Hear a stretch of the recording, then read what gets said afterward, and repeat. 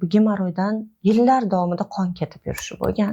Bir ayol bo'ldi, qabulimga keldilar 40 gemoglobin bilan. Bir o'g'il farzandlari bor ekan, yolg'iz ayol ekanlar-da.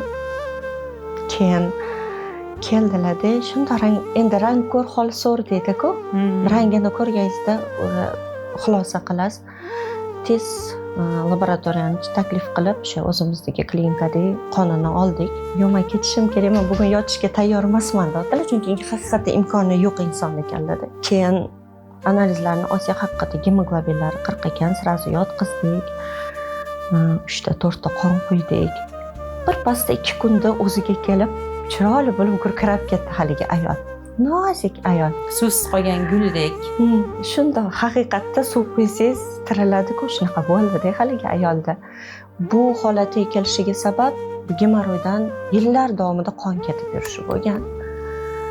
Qonni yo'qotib o'zlari farrosh bo'lib ishlarkan haligi ayol imkoni yo'q o'ziga ajratishga, turmushda emas, turmush o'rtog'idan ajrashib ketgan ekanlar.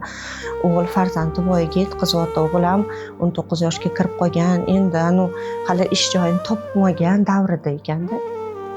Haligi ayol endi bir o'zi ish oilani tebratar ekan, qiyin holatda.